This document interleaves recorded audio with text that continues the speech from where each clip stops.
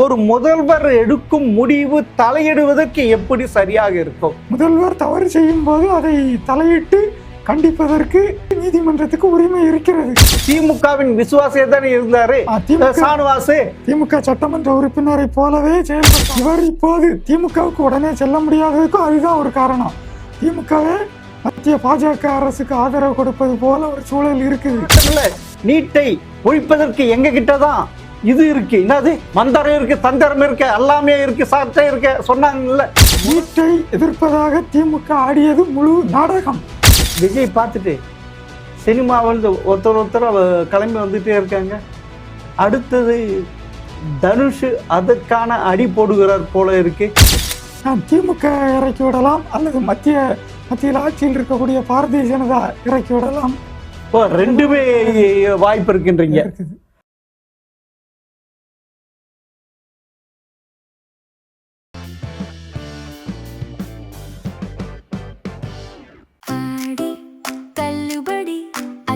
பேரும் 6 முதல் 60% வரை ஆடி தள்ளுபடியுடன் super Saravana stores, Chennai, Madurai, Kovai. Gem TV நேயர்களுக்கு வணக்கம். மூத்த பத்திரிகையாளர் பச்சைமால் கண்ணன் அவர்கள் சந்திப்பவர். சார் வணக்கம் சார். வணக்கம் ஐயா. சார், மதுரை சென்னை உயர்நீதிமன்ற கிளை கரூர் விஜய் பிரச்சாரத்தின் போது இறந்தவரின் குடும்பத்திற்கு கருணை அடிப்படையில் பணி வழங்கினார். அது ரத்து பண்ணிட்டாங்க. இது சரிதானா? சரிதான். ஏன்னா இந்த இறந்து போனவர்கள் எல்லாம் ஒரு பொதுப்பணிக்காக போய் சென்று உயிரிழக்கலை. ஆனால் உடையும் போது போய் அதை நிறுத்தி காத்தவர்களோ இல்லை எங்கேயோ தீப்பிடிக்கும் போது மக்களை காக்கிறதுக்கு போனவர்களோ அப்படி இல்லை. இன்னும் சொல்லப்போனால் அரசு விழாவிலேயோ அப்படி எதுலேயும் உயிர் போகலை. ஒரு கட்சி கூட்டத்துக்கு போயிருக்காங்க. அங்கே கட்சி தலைவரின் கவனக்குறைவால் அந்த கூட்ட நெரிசலில் சிக்கி உயிரிழந்திருக்காங்க. இதை ஏற்கனவே உயர்நீதிமன்றம் சொன்னது. இவங்க விழா, அந்த பணி நியமன விழா கொடுக்குற அன்னைக்கே சரி இன்னைக்கு எல்லாம் ஏற்பாடு பண்ணியிருப்பாங்க, நாம் ஒன்றும் செய்ய வேண்டாம்னு சொல்லி நீங்கள் இது தற்காலிகமாக நியமிச்சுக்கிடுங்க, ஆனால் அதனுடைய முடிவு எங்கள் இறுதி தீர்ப்புக்கு கட்டுப்பட்டதுன்னு சொல்லியிருந்தாங்க. அப்போதே இவர்களுக்கு அது பிடிபட்டு நிறுத்தியிருக்கணும். மீறி செய்தாங்க, இப்போ நிறுத்தப்பட்டிருக்கு. இது சரியான நடவடிக்கை தான். அப்படி அதாவது ஒரு முதல்வர் எது வேண்டுமானாலும் எடுக்கலாம், அவருக்கு உரிமை இருக்கு. அப்படி இருக்க நீதிமன்றம் அதை தலையிடுவது சரியா? இது இப்படியே போயிட்டு இருந்தால் அப்புறமா என்ன ஆகுறது? ஜனநாயகத்துக்கு என்ன ஆகுது? மக்களால் தேர்ந்தெடுக்கப்பட்டவர்களுக்கு என்ன ஆகுது? அது பற்றி உயர் நீதிமன்றம் உச்ச நீதிமன்றத்தை ஆளுகிட்டு போயிடுமே. இல்லை, ஒரு அரசு தவறு செய்யும் போது அதை கண்டிப்பது நீதிமன்றத்தின் கடமை. இது தவறாகத்தான் பார்க்கப்படுகிறது. ஒரு கட்சி கூட்டத்தில் உயிரிழந்தவர்கள், அதுவும் இவர் பதவிக்கு வரும் முன்னே, அப்போ நம்ம கட்சி நம்ம ஆட்சிக்கு வருவதற்கு உதவியவர்கள், அதுக்காக உயிர் தியாகம் பண்ணுபவர்கள், இவர்களுக்கெல்லாம் உயரிய பதவி அதுக்காக கொடுக்கணும்னா அதுக்காகத்தான் தமிழ்நாட்டு ஆட்சி. இல்லை, தமிழ்நாட்டில் இது வரைக்கும் கொடுக்கலையா? சொல்லுங்க, இது வரைக்கும் கொடுக்கலையா? இதே மதுரை உயர் நீதிமன்றம் இது கணக்கில் எடுக்கலையா? தூத்துக்குடி ஸ்டெர்லைட் துப்பாக்கி சுட்டில் இறந்தவர்கள் குடும்பம் கருணை அடிப்படையில் வேலை கொடுத்தாங்க. சாத்தாங்குளம் காவல்துறை மரணத்தை வேலை வாய்ப்பு கருணை அடிப்படையில் கொடுத்தாங்க. இது நியாயம்? இது அநியாயமா? அது கேளுங்க, அது காவல்துறையின் வன்கொடுமையால் உயிரிழந்தவர்கள், சரி, அரசால் கொல்லப்பட்டவர்கள் என்று வருது. அதனால அரசு அதுக்கு பரிகாரம் செய்யுது. சரி, தூத்துக்குடி அப்படிதான் 100 நாள் அமைதியாக போராட்டம் நடத்தி விட்டு பெரும் கலவரத்தை உண்டாக்கியதுனால தானே அது துப்பாக்கி சூடு. கலவரம் மக்கள் உண்டாக்கவில்லை, இவர்கள் சுட்ட பின் தான் அது கலவரமாக மாறி. கலவரம் இல்ல, அப்படி ஒரு எண்ணத்தின் அடிப்படையில கலவரமா கொண்டு போனாங்களே, அவங்களுக்கு கொடுத்தது நியாயமா? மக்கள் பேரணியாக சென்றார்கள், காவல்துறையினர் சுட்டு குறிபார்த்து சுட்டார்கள். அதன் பிறகுதான் அது வன்முறையானது. வன்முறையானது. ஆனா இங்க காவல் சரியாக பாதுகாப்பு அளிக்கவில்லை. இவ்வளவு இடம் இருக்கு, இவ்வளவு கூட்டம் சேர்ந்து போயிடுச்சு, இவ்வளவு இடத்துல இவ்வளவுதான் இருக்கு, அதிகமா இருக்கு, அப்ப இருக்கு அவரை தடுத்து நிறுத்தியிருந்த இது நடந்திருக்காது இல்ல. இது ஃபர்ஸ்ட் காவல்துறை தவறு, ரெண்டாவது விஜய் தவறு. அப்படி இருக்க இதில் காவல்துறை கொல்லவில்லை.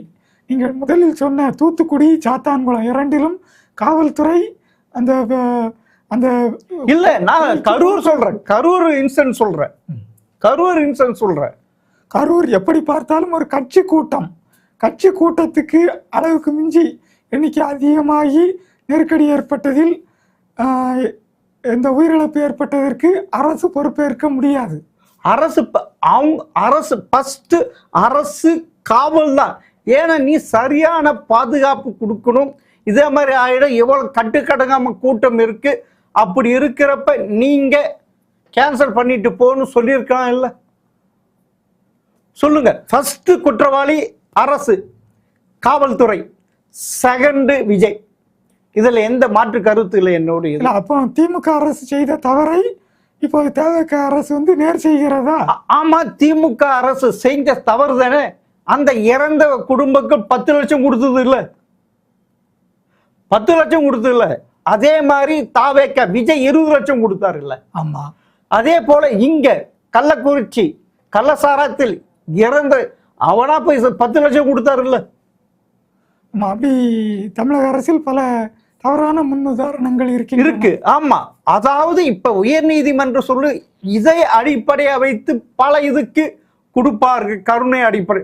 இதுக்கு முன்ன கொடுத்தது என்ன? தூத்துக்குடி என்ன, சாத்தாங்குளம் என்ன? இல்ல, அது அந்த ரெண்டையும் யாரும் வழக்குக்கு எடுத்துட்டு போகல. அது சாத்தான்குளம் வழக்கு, இந்த 2 வழக்குமே இதே மதுரை உயர் நீதிமன்றத்தில் பல விசாரணைகளுக்கு வந்துதான் போனது. ஆமா, அதுல நீதிமன்றம் கண்டிக்கல. ஆனா இதை வழக்கு போட்டதும் அதை மிக முதன்மையா எடுத்துக்கிட்டு உடனே குறுகிய காலத்துல ரத்து பண்ணி இருக்காங்க. குறுகிய காலத்தை ரத்து பண்ணி, அதுதான் நான் சொல்றேன். ஒரு முதல்வர் எடுக்கும் முடிவு தலையிடுவதற்கு எப்படி சரியாக இருக்கும்? முதல்வர் தவறு செய்யும் போது அதை தலையிட்டு கண்டிப்பதற்கு, அந்த செயலை ரத்து செய்வதற்கு நீதிமன்றத்துக்கு உரிமை இருக்கிறது. அதைத்தான் இங்க பார்க்கிறோம். அவர் சொல்லுறாங்க, இதே மாதிரி பல லட்சம் பேர் காத்து கொண்டு இருக்காங்க, படித்து விட்டு இருக்க, அவங்களுக்கு வேலை வாய்ப்பு கிடைக்கும், இப்படிலாம் செய்யக்கூடாது அப்படின்ட்டு அறிவு சொல்றாங்கல்ல. இது கரெக்டு தானே? தப்பு செய்யும்போது அதை திருத்தும்படியா அறிவுரை சொல்வது சரிதான். சரிதான். அப்பனா அந்த குடும்பங்கள் என்ன வருது?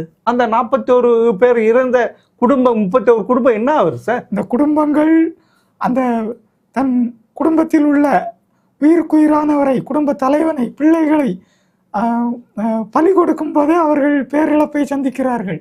அதை விட இந்த வேலை இழப்பு ஒன்றும் பெரிய இழப்பு இல்லை. அப்படி இல்லை சார், பெரிய இழப்பு இல்லையா? அந்த குடும்பத்துக்கு இப்ப எவ்வளவு நம்பிட்டு இருந்தாங்க, திடீர்னு அந்த குடும்பத்துக்கு இப்போது வாழ்வாதாரம் அளிக்க வேண்டியது தவக, தமிழக வெற்றி கழகத்தின் கடமை. சரி, அதுக்கு ஒரு சொல்யூஷன் கொடுத்துரு. அவங்களுக்கு சாஃப்ட் ஸ்கில் அவங்களுக்கு உருவாக்கி தனியார் நிறுவனத்தை வேலையாக்கி கொடுங்க, இல்லப்பட தொழில் தொடங்க உதவுங்கன்ட்டு சொல்லியிருக்கு. அது முதல்வருக்கு தெரியாதா? இது தெரியாதா? நீங்க சொல்லிதான் தெரியணுமா? தெரியாம தான் அவர்கள் முதலிலேயே தனியாக செய்து கொடுத்திருக்க வேண்டும். அப்படி செய்யாததனால்தான் நீதிமன்றம் சுட்டி காட்ட வேண்டியது வந்துள்ளது. அப்படி, அதாவது இது என்னை பொறுத்த வரைக்கும் முதல்வருடைய விஷயத்தில் நீதிமன்றங்கள் இப்படி தலையிடுவது மிகப்பெரிய தவறு. அதே போலதான் உச்ச நீதிமன்றம் இங்க கவர்னர் கையெழுத்திட வேண்டியது அவர்களே கையெழுத்து இட்டு இது பண்ணாங்க. அவங்களுடைய ஸ்பெஷல் பவரை 141 விதியின் கீழ் நம்ம தமிழக அரசு தேங்கி வச்சிருந்த ரவி கவர்னர் அதுக்கு கொடுத்த, அது மிகப்பெரிய தவறு இல்லையா? இப்படியே உயர் நீதிமன்றம், உச்ச நீதிமன்றம் சொல்லணும். அப்பனா எதுக்கு அரசு இருக்கு? மக்களால் தேர்ந்தெடுக்கப்பட்ட அரசு எதுக்கு? மக்களால் தேர்ந்தெடுக்கப்பட்ட அரசு நிறைவேற்றிய அந்த தீர்மானம் மசோதாக்களில் அந்த மத்திய அரசின் ஆளுநர் அது பல காலமாக நீண்ட காலமாக ஒப்புதல் அளிக்கவில்லை என்பதால் தான் உச்சநீதிமன்றம் தலையிட்டு அதற்கு ஒப்புதல் கொடுத்தது. ஆனா அப்புறமா அதே உச்சநீதிமன்றம் அது கேன்சல் பண்ணிடுச்சு. அதே அரசியல் சாசன அமர்வு கேன்சல் பண்ணிடுச்சு. இதுக்கு அதிகாரம் கிடையாதுன்னு சொல்லியிருக்காங்கல்ல. இப்படி எப்படி இது சரி இங்க கொடுத்து விட்டாங்க. இப்ப உச்சநீதிமன்றம் போனா அங்க இந்த கருணை அடிப்படை வேலை கொடுத்து அது ஏத்துக்கலாம் இல்ல. அது தேவைக்கு அரசு மேல்முறையீடு செய்யும் போது இது உயர்நீதிமன்றத்தில் சென்னை உயர்நீதிமன்றம் மேல்முறை கிடைக்கலாம் இல்ல. அது அது அந்த முடிவை பொறுத்து தான் பார்க்கணும். இப்போ சரி சார், இது இப்படி நடந்துட்டு இருக்கு சார். இன்னொன்று, இந்த சானுவாஸ் அவர் முன்னாள் விசிக எம்எல்ஏ. ஆமா, அவர் சொல்றாரு தாவேக்க அரசு மறைமுகமாக பாஜக அரசை ஆதரிக்கிறது. உள்ள இருந்து பாஜக இந்த அரசை இயங்குகிறது அப்படின்ட்டு சொல்றாரு. இது சொல்றாரு, தெரிஞ்சு போச்சு இல்ல. அப்பனா உங்க தலைவர் திருமாவிடம் சொல்லி ஆதரவளிக்கு வாபஸ் வைக்க சொல்லலாம் இல்ல. இல்ல அவர் சொல்லியோ இல்ல, இவர்கள் 2 உறுப்பினர்கள் இருக்கிறார்கள், இருவரும் ஆதரவை விலக்கி கொண்டு வெளியே வந்தாலோ தேவைக்கு ஆட்சிக்கு எந்த இழப்பும் இல்லை. இவர்கள் போனால் இன்னும் 2 வருவார்கள். இப்படித்தான் இன்றைக்கு தமிழ்நாட்டு சூழல் இருக்கிறது. ஆனால் இவர்கள் ஏதோ ஒரு ஆற்றாமைக்கு தாங்கள் மதச்சார்பற்றவர்கள், பாஜகவுக்கு எதிரானவர்கள் என்று சொல்லி அதை நிறுவுவதற்காக எதையோ ஒன்றை சொல்கிறார்கள். இந்த இருவருமே வெளியே போய்விட்டாலும் தேவைக்கு அரசுக்கு வேறு சிலர் ஆதரவு கொடுப்பார்கள். மத்திய அரசு ஆதரவு அவர் சொன்னது போல உண்மையிலே இருக்கிறது. அந்த ஆதரவு இருக்கும் வரை இந்த ஆட்சியை கவிழ்க்க முடியாது. இதுதான் இப்போதைய உண்மை. சரி சார், அவர் திருமா கேட்கல. அப்பனா திரு சானுவாஸ் என்ன பண்ணணும்? அந்த கட்சி விட்டு வெளியே வரணும் இல்ல. அந்த கட்சிக்குள்ளேயே இருந்து கலகத்தை ஏற்படுத்துறாரு இல்ல. அப்படி பேசுற வெளியே வந்துட வேண்டியது தானே. அதுதானே கரெக்டா இருக்கும். அதுதானே உங்க கொள்கைக்கு கரெக்டா இருக்கும். வெளியே வர அவருக்கு இப்போது வேற ஆதரவா இருக்கக்கூடிய கட்சி இந்த இந்த மரத்தின் கொப்பை விட்டா அடுத்த மரத்துல தொங்கணும். அப்படி ஒரு வலுவான கிளை கிடைக்காம தான் அவர் இருக்க. சரி, இப்படி ஒரு கலகத்தை உண்டு பண்றாருல்ல, இதுக்கு பின்னாடி திமுக இருக்குதுன்னு நினைக்கிறேன். எப்பயுமே அவர் திமுக கூட விசுவாசி தானே சார். விசிக எம்எல்ஏ இருந்த போது திமுகவின் விசுவாசியே தானே இருந்தாரு சானுவாஸ். திமுக சட்டமன்ற உறுப்பினரை போலவே செயல்பட்டார். அவங்களை விட அதிகமாக செயல்பட்டார். அவங்களை விட அதிகமாக எல்லாத்துக்கும் முந்திரி கொட்டை மாதிரி நின்றாரு எல்லாத்துக்கும். இவர் இப்போது திமுகவுக்கு உடனே செல்ல முடியாததுக்கும் அதுதான் ஒரு காரணம். திமுகவே மத்திய பாஜக அரசுக்கு ஆதரவு கொடுப்பது போல ஒரு சூழல் இருக்குது. அங்க போய் சேர்ந்து இவ்வளவு நாளும் பாஜகவை பற்றி குறை சொன்னவர் திரும்ப அவர் கட்சியை பாஜகவுக்கு போயிட்டா என்ன செய்ய? அதற்காகத்தான் பொறுத்து சார் இப்படி. சரி, அங்க சரி, இப்ப இது நான் கேட்கிறேன். அதாவது ஒரு தலைவர், கட்சி தலைவர் தன் கட்சி உறுப்பினருக்கு இந்த தொகுதி கொடுக்கணும்ட்டு ஆசைப்படுறார். அதுக்குள்ள வேற யாரோ ஒருத்தர் அவருக்கு அந்த தொகுதி வேணாம், வேற தொகுதி கேட்டிருக்காரு அப்படின்னு சொன்னவங்க சார் திமுக. சானுவாஸ் அவ்வளவு நெருக்கமாக இருந்திருக்க திமுக கூட. அப்பனா அவர் திமுகவுடன் கைக்குடி தானே. பாஜக எதிர்ப்புதெல்லாம் சும்மா வேடம் தானே. இந்த ஆட்சியை கலைக்கணும்ட்டு போற கணக்கு தானே. எப்படியாவது திருமாவை வெளியே கொண்டு வரணும்ட்டு நினைக்கிறாரு இல்ல சானுவாசு. இல்ல, ஆட்சியை கலைக்க திமுக அதிமுக ஆகிய 2 பெரும் கட்சிகளாலேயே முடியவில்லை. இனி விடுதலை சிறுத்தைகளில் இவர் சதி செய்து ஒன்றும் கலைத்துவிட முடியாது என்று நினைக்கிறேன். சரி சார், அடுத்தது பார்த்தா இப்ப போற பார்த்தா அதாவது எலியும் பூனையாக அப்படிலாம் இருந்தாரு யாரு, நம்ம சீமான் அவர்கள். அவர் போற இது பார்த்தா இப்ப அந்த கொள்கைகளை வெளி விட்டுட்டு திமுகவுடன் நெருக்கம் காட்டுற போல இருக்கு. அரசியலில் எதிரிகளும் இல்லை, நண்பர்களும் இல்லை என்று முன்னாள் முதலமைச்சர் திமுக தலைவர் கருணாநிதி அடிக்கடி சொல்வார். அந்த பாணியை இவர் பின்பற்றுகிறார் போல. திமுக கிட்ட இவர் நெருக்கம் காட்டியது அந்த கருணாநிதி மகன் முத்து இறந்தபோது அந்த துக்கத்தை விசாரிப்பதற்காக அப்போதைய முதலமைச்சர் ஸ்டாலின் வீட்டுக்கே சென்று வந்து விட்டார். அதுவரைக்கும் திமுகவை மிகவும் கடுமையாக சாடி, அப்படி சாடி கொண்டு இருக்கும்போது வரை இப்போது தேவகவுக்கு இருக்கிற ஆதரவெல்லாம் நாம் தமிழருக்கு இருந்தது இளைஞர்களின் ஆதரவு என்று அப்படி போய் சமரசம் செய்தாரோ, அதன் பின்னர் அவருக்கு அந்த திமுக எதிர்ப்பு வழியாக இருந்த ஆதரவெல்லாம் கைவிட்டு போய்விட்டது. அதெல்லாம் தேவகவுக்கு சென்று விட்டது. இப்ப சீமான் வைத்து திரு ஸ்டாலின் ஏதாவது கேம் பிளே பண்றாரா? விஜயை எதிர்க்க, தாவேக்காவுக்கு குடைச்சல் கொடுக்க? விஜயை எதிர்க்க இப்போது இந்த திருநெல்வேலி மாவட்டம் அம்பாசமுத்திரம் தொகுதியில் சீமானை பொது வேட்பாளராக, அதாவது தேவேக்க நிற்கும் ஆளுங்கட்சி எதிர்க்கட்சிகளின் பொது வேட்பாளராக சீமானை நிறுத்தப் போவதாக பரவலாக பேச்சு அடிபடுகிறது. அப்பனா எதுக்கு?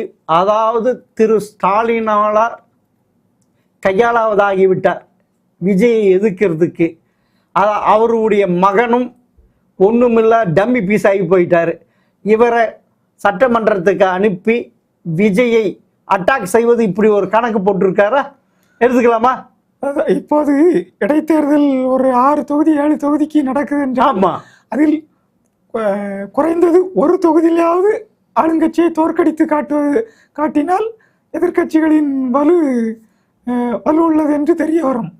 அப்படி ஒரு கட்சி ஒரு தொகுதியிலாவது வாய்ப்பு இருக்குது. அங்கே எதிர்க்கட்சியில் 2 பேர் நின்றால் வெல்ல முடியாது என்று ஒரு சூழல் வரும்போது சரி இவரை நிறுத்தலாமே என்று அவர்கள் கருதி இருக்கலாம். இல்லை, அதாவது திரு ஸ்டாலின் அவர்களும் திரு உதயநிதி அவர்களும் இனி எக்காலத்துக்கு கொண்டும் நம்ம கட்சியும் இதுவும் கொண்டு வர முடியாது, விஜயை எதிர்க்க முடியாது. சட்டமன்றத்தில் விஜய் பேசும்போது ஓடி போனாரு உதயநிதி. அப்பனா சரியாக எதிர்ப்பதற்கு, சதியாக வாதிடுவதற்கு சீமான் என்ற வேணும்ன்ட்டு நினைக்கிறாரா திரு ஸ்டாலின் அவர்கள்? இப்படி போயிடுச்சா அந்த கட்சி?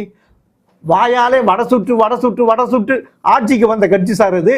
மக்களை ஏமாற்றி ஆட்சிக்கு வந்த கட்சி சார். இல்லை, திமுக அதை நினைக்கிறதுக்கு ஒரு காரணம் இருக்கு. இந்த இப்போ காலியா இருக்க தொகுதியில எதுவுமே திமுக தொகுதி கிடையாது. திமுக தோற்று போன தொகுதி. ஆமா சார். மீண்டும் அங்கே போட்டியிட்டா வெற்றி பெற வாய்ப்பு இல்லை. ஏற்கனவே அதிமுக வென்ற தொகுதிகள். அதனால அந்த அதிமுக வாக்கு, திமுக வாக்கு இதோடு சேர்த்து நாம் தமிழர் வாக்கு 3ம் சேர்ந்தா நாம் தமிழர் வேட்பாளரை வெற்றி பெற செய்யலான்னு அவர் கணிக்கிறாரு. ஆனா இன்னொரு கணக்கு போடுறாங்கல்ல, திரு ஸ்டாலின் அவர்கள் எப்படியாவது சட்டமன்றத்திற்கு சென்றாக வேண்டும். அவரை அதுக்காக திருச்சி கிழக்கு தொகுதியில் அவரை நிற்க வைக்கும்ட்டு திருச்சி மாவட்ட செயலாளர்கள் கூட்டத்தில் நேரு அவர்கள் தீர்மானம் நிறைவேற்றார்கள். அது எப்படி சார் இது? இது இடிக்குதே சார். அது மாவட்டத்தில் தீர்மானம் நிறைவேற்றலாம், வெல்வதற்கு வாய்ப்பு இருக்கிறதா இல்லையா என்பது மக்களின் தீர்ப்பில் இருக்கிறது. நிற்பதற்கு துணிச்சல் ஒன்று வேண்டும். அது இவரிடம் இருந்தாலும் நிற்க முடியும். அப்பனா நீங்க பாத்தீங்கன்னா, நீங்க இப்ப இருக்க நடைபெறுகின்ற 7 சட்டமன்ற தொகுதியில ஒரு தொகுதி தாவேக்கா, மீதி அனைத்தும் அதிமுக. அப்படி இருக்கிறப்ப எதுக்கு திரும்பியும் நின்று தோத்து போயிட்டா இன்னும் அசிங்கமாயிடும்ட்டு இப்படி ஒரு பேக் வாங்கிடுவாருன்றீங்களா? ஆமா, நிற்பதற்கு துணிச்சல் இருந்தாதான் நிற்க முடியும். அவர் நின்றால்தான் வெற்றி பெற முடியும். Right sir. உங்களுக்கு இன்னொன்று துணிச்சல் இருந்தாதான். அதாவது கடந்த 8 வருடங்கள் இந்த நீட்டை வைத்துக்கொண்டு மத்திய அரசு பாடாய்படுத்தினார் திரு ஸ்டாலின் அவர்கள். அதை வைத்து 2019, 2021, 2023 தேர்தலையும் வெற்றி பெற்ற பாஜக என்ற எதிர்ப்பு பாசிசவாத உள்ள வந்துட்டு இப்ப அதே நீட்டுக்கு எதிரான போராட்டம் நடத்தும் போது வாய் மூடி மௌனமா எங்க சார் இருந்தாங்க இந்த கூட்டம்? இவர் எங்க சார் இருந்தாரு? தமிழ்நாட்டை பொறுத்தளவுல திமுக மட்டும் இல்ல, திமுக அதிமுக 2 கட்சியுமே, அதிமுக பாஜகவோட கூட்டணியில் இருக்குது. இந்த 2 கட்சிகளுமே கூட்டத்தில் பேசும்போது சொல்லுவாங்க, மார்தட்டி சொல்லுவாங்க, ஆட்சியில் இருந்த போதும் இல்லாத போதும் மக்களுக்காக பாடுபடுவோம் என்று. அது உண்மை இல்லை. ஆட்சியில் இருக்கும்போது தங்களுக்கு சொத்து சேர்ப்பதற்காக பாடுபடுவாங்க. ஆட்சியை விட்ட பிறகு இனி வீணா எதுக்கு போய் போராடணும் அப்படின்னு ஒரு 4.5 ஆண்டு உறங்கிவிடுவாங்க. அடுத்து தேர்தல் அறிவிக்கிறதுக்கு ஒரு 6 மாதத்துக்கு முன்னதான் கண் உறக்கம் விழிச்சு எழுந்து களத்துக்கு வருவாங்க. அதுதான் நடைமுறை. ஆனால் அதாவது டெல்லியில் நடந்தது, அங்கே நடந்த ஸ்கேம், அதுக்கோசம் தான் போராட்டம். நம்மளுடையது இவங்க நீட்டே வேணாம் என்றுதான். அப்படி இருக்க அங்கே போயிட்டு ராசா போனார், ஒரு ஒப்புக்கு சப்பானி, திருமதி கனிமொழி போனாங்க. அப்புறமா வேற எதுவுமே இங்க பெரிய போராட்டம் இல்லை. நீட்டை ஒழிப்பதற்கு எங்க கிட்ட தான் இது இருக்கு. என்னது, மந்திரம் இருக்கு, தந்திரம் இருக்கு, எல்லாமே இருக்கு, சட்டம் இருக்கு சொன்னாங்கல்ல முதல் கையெழுத்து. அப்படி ஏமாத்தினாங்க. இப்ப எங்க இந்த போராட்டம் நடத்துது? பாஜக எதிர்த்து நடத்த வேண்டியதுன்னு. திமுக நீட்டை இதுல இருந்து தான் தெரிய வருது, நீட்டை எதிர்ப்பதாக திமுக ஆடியது முழு நாடகம். அது உண்மையில அவர்களுக்கு அந்த எண்ணம் இருந்திருந்தால் இப்போது போராடி இருக்க வேண்டும். இந்த தில்லியில் போராடிய இடத்துக்கு இவர்கள் சென்றது அவர்கள் போராட்டத்துக்காக செல்லவில்லை, நாடாளுமன்ற கூட்டத்துக்காக சென்ற உறுப்பினர்கள் அதன் பக்கத்திலே போராட்டம் நடந்ததால் போய் தலையை காட்டினார்கள். ஆனால் தமிழ்நாட்டில் மிகப்பெரிய கட்சி என்று ஒவ்வொரு ஊரிலும் கிளை உள்ளதாக சொல்லும் கட்சி எங்குமே போராட்டம். எவ்வளவு பெரிய போராட்டம் நடத்திருக்கலாம் சார்.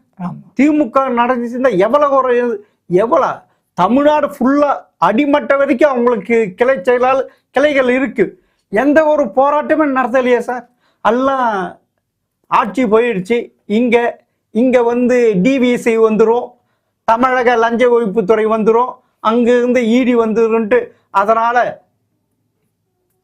பதுங்கி இது பண்ணி பாஜகவோட மறைமுகமாக ஒப்பந்தமா அதுதான் அதுவா இருக்குமா? இவ்வளவு நாள் இருந்த எதிர்ப்பை இன்று கைவிட்டதற்கு காரணம் மீண்டும் நம்மை காத்துக்கொள்ள பாஜகவுடன் அணுகும் அதனுடன் இணையும் ஒரு வாய்ப்பு கிடைத்திருக்கிறது.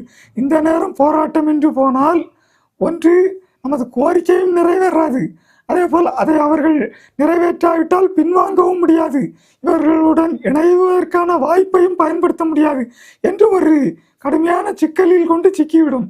அதனால் அமைதியாக இருப்போம் என்று. அது எப்பயுமே பழக்கம் தானே, அந்த திமுகவுக்கு பழக்கம் தானே. திரு கருணாநிதி இருக்க குணம்தான் அவருடைய மகனுக்கும் இருக்கும்ல, ஸ்டாலினுக்கு. இப்படி தானே 1999 2004 மத்தியில் பாஜகவுடன் வாஜ்பாய் அரசியல் பங்கு பெற்று 6 மாசம் கழிச்சு அங்க போனார்ல. இப்ப இங்க காங்கிரஸ் இல்ல, அதனால பாஜக பக்கம் வராங்களா? திரு ஸ்டாலின் அவர்கள் அது இதெல்லாம் தங்களை தற்காத்து கொள்ள, தாங்கள் சம்பாதித்த காசை எல்லாம் இது பண்ணி ஜெயிலுக்கு போகாம இருக்கிறதுக்கு, இடியெல்லாம் வராம இருக்கிறதுக்கு, இன்கம் டேக்ஸ் வராம இருக்குது, அதனால இப்படி ஒரு நாடகம் நடத்துறாங்களா? ஏற்கனவே ஊழலில் சம்பாதித்ததை தற்காத்து கொள்ளவும், இங்கே மாநிலத்தில் தேவகவின் பழிவாங்கும் நடவடிக்கையிலிருந்து காத்துக்கொள்ளவும், இன்னும் மத்தியில் நல்ல பணம் சம்பாதிக்கும் துறைகள் கிடைத்தால் அதை பிடித்து கொள்ளவும், இப்படி பல நோக்கங்கள் இருக்கலாம் அதில். சரி சார், அது ஒன்று. இன்னும் கேட்டா திமுகவின் மவுத் வாய்ஸ் சொல்லுவாங்கல்ல, அப்படிப்பட்ட குரூப்பு இப்ப நீட்டுக்கு எதிராக நடந்த போராட்டத்தில் கலந்துக்கிட்டாங்க சார். ஆனா அவருடைய ஆட்சி 5 வருடம் இருக்கும்போது எங்க இருந்தாங்கன்னே தெரியலையே சார். பா ரஞ்சித்து, வெற்றிமாறன், இப்படி எத்தனை பேர் சார், மதுவதனி, இவங்கள எங்க சார் இருந்தாங்க? அறிவு, இவங்கள எங்க சார் இருந்தாங்க? சமூக ஆர்வலர்கள், மக்கள் மீது அக்கறை கொண்டவர்கள் என்றால் அது எந்த ஆட்சியாக இருந்தாலும் அவர்கள் தவறு செய்யும் போது சுட்டி காட்ட வேண்டும். ஆனால் இவர்கள் எல்லாம் தனக்கு வேண்டிய அந்த திமுக ஆட்சியில் இருந்த காலத்தில் இந்த எதிர்ப்பு குரலை எல்லாம் ஒடுக்கி கொண்டு எங்கே இருக்கிறார்கள் என்று தெரியாத வகையில் இருந்தார்கள். இப்போது தங்கள் கட்சி ஆட்சி இழந்து விட்டது, இனி எதிர்த்து போராடினால் அவர்களுக்கு ஒன்றும் பங்கம் இல்லை என்பதால் வெளியே களத்துக்கு இறங்கி இருக்கிறார். இப்படி ஒரு இது பண்ணுவாங்க. சரி சார், அப்புறம் அடுத்தது பார்த்தீங்கன்னா விஜய் பார்த்துட்டு சினிமாவில் ஒருத்தர் கிளம்பி வந்துட்டே இருக்காங்க. அடுத்தது தனுஷ் அதற்கான அடி போடுகிறார் போல இருக்கு, கட்சி ஆரம்பிக்கிற மாதிரி. அதாவது இந்த பெரிய பெரிய கட்டமைப்பை வைத்து கொண்டு பல ஆண்டுகளாக 10 ஆண்டுகளாக இருக்கும் அரசியல் கட்சியாலேயே ஆட்சியை பிடிக்க முடியவில்லை.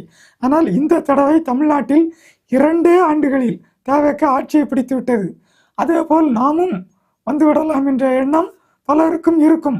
ஆமாம் சார், அதுக்கு முன்னே பார்த்தீங்கன்னா இரு திராவிட கட்சிகள் ஆட்சி செய்யும் போது ஒரு எம்எல்ஏ நிற்கிறேன்னா குறைஞ்சது ஒரு 20 கோடி 10 கோடி இருந்தால் தான் இருக்க முடியும், வாக்காளருக்கு காசு கொடுத்தா தான் ஜெயிக்க முடியும்ட்டு அப்படி ஒரு நிலைமை இருந்து. இப்போ அதே மாதிரி இல்லை, ஊர் பேர் தெரியாது, எதுவுமே பிரச்சாரம் முகமே தெரியாத ஜெயிச்சிருக்காங்க. அதனால அந்த பூஸ்ட் வந்துருச்சா? அந்த நிலைமையை மாற்றினது விஜய் இல்லை, மக்கள் மாற்றியிருக்காங்க. அந்த நல்ல வாய்ப்பு விஜய்க்கு கிடைச்சிக்கிட்டு அவரால் வந்த சாதனைன்னு இது சொல்ல முடியாது. மக்கள் இரண்டு திராவிட கட்சிகளின் மீதும் வெறுத்து போயுள்ள மக்கள் இப்படி வாக்களித்துள்ளார்கள். சார், இதுலேயும் இந்த தனுஷ் வருவதும் பின்னாடி இந்த ஸ்டாலின் இருக்கிறாருன்றாங்க சார். திரு ஸ்டாலின் அவர் தான் கட்சியை ஆரம்பிக்க சொல்லி இது பண்ணியிருக்காங்கன்னு சொல்கிறாங்க சார். இருக்கலாம், ஏன்னா இப்போது ஒரு நடிகர் ஆட்சியில் இருக்கிறார். அடுத்த தேர்தல் இப்போ இந்த 5 ஆண்டும் அசைக்க முடியாது. அடுத்த தேர்தல் ஒன்று வந்தால் அதில் இதே போல ரசிகர்களின் அன்புக்குரிய தலைவர்களாக நடிகர்கள் ஒரு 3-4 பேரை களத்தில் இறக்கினால் அந்த ரசிகர்களின் வாக்குகள், இளைஞர்களின் வாக்குகள் பலவாக பிரியும் போது குழம்பிய குட்டையில் மீன் பிடித்து மீண்டும் ஆட்சியை பிடித்து விடலாம் என்று அவர் நினைக்கலாம். அப்போனா திரு தனுஷ் அவருக்கு பலிகாடா ஆக்குவதற்கு அரசியல் கொண்டு வர்றாரா? பலிகடா என்று சொல்ல முடியாது. அவருடைய வேலை இந்த அரசியலில் இறங்கி வாக்கை பிரிப்பது என்பதாக கூட இருக்கலாம். அதற்கான ஊதியம் கொடுக்கப்படலாம். சரி, இப்போது திமுக கையாளாக கட்சியாகி போச்சு. உண்மையிலே அங்கிருந்து நெடும் வெர்டிக்கல் உடஞ்சி போச்சு. கீழ்மட்ட அளவு எல்லாருமே, ஏன்னா அந்த கட்சியில் எல்லாமே குடும்ப ஆட்சி தான், குடும்பம்தான், அங்கே தான் வர முடியும். அதனால் அங்கே இளைஞர்கள் இல்லை, இனி நம்மளுக்கு எதிர்காலத்துக்கு இந்த கட்சி இல்லை, அது இல்லை. இப்போ பார்த்தீங்கன்னா தனுஷ் திரு ஸ்டாலின் அவர் தோத்த உடனே ரஜினி போய் பார்த்தார், ஆறுதல் சொன்னார். அதே சமயத்தில் அவருடைய மனைவி லதா அவர்கள் ஒரு அமைப்பை உருவாக்கினார். இதெல்லாம் கூட்டி கழிச்சு பார்த்தா தனுஷுக்கு ரஜினி ஆதரவு அளிப்பார் போல இருக்கே. அதே ஆன்மீக அரசியல் அவரும் கையில் எடுக்கிறார் இல்ல தனுஷு. அப்பனா இது ஏதோ பெரிய பிளான் போட்டு தானே இறங்கியிருக்காங்க. திமுக இறக்கி விடலாம், அல்லது மத்தியில் ஆட்சியில் இருக்கக்கூடிய பாரதிய ஜனதா இறக்கி விடலாம். ரெண்டுமே வாய்ப்பு இருக்குன்றீங்க. ஆனா இதெல்லாம் பாக்குறப்ப நிறைய திமுக உடைய கைங்கரியம் தான் போய் தெரியுது, பிளான் போலதான் தெரியுது. இப்போதுள்ள, அதாவது கடந்த 60 ஆண்டுகளாக ஆட்சியில் இருந்த அந்த கட்சி, 60 ஆண்டுகள் 2 கட்சி மாறி மாறி இது திராவிட கட்சிகள். இனி நமக்கு மீண்டும் கைக்கு அந்த அதிகாரம் வருமா என்ற சந்தேகம் வந்துவிட்டது. 2 திராவிட கட்சிகளுக்கும் வந்துவிட்டது. அதனால் இருக்கும் ஆட்சியை எப்படியாவது கலைத்து மீண்டும் நாம் கைப்பற்ற வேண்டும் என்கிற பல உத்திகளையும் அவர்கள் பின்பற்றுவார்கள். சரி சார், இப்படி பல விஷயங்கள், அதாவது திரைக்கு பின்னால் என்னென்ன நடக்கிறது, என்னென்ன நடக்க போகிறதுன்ட்டு மிக தெளிவாக எங்களுடன் பகிர்ந்து கொண்டது மிக்க நன்றி சார். நன்றி, வணக்கம்.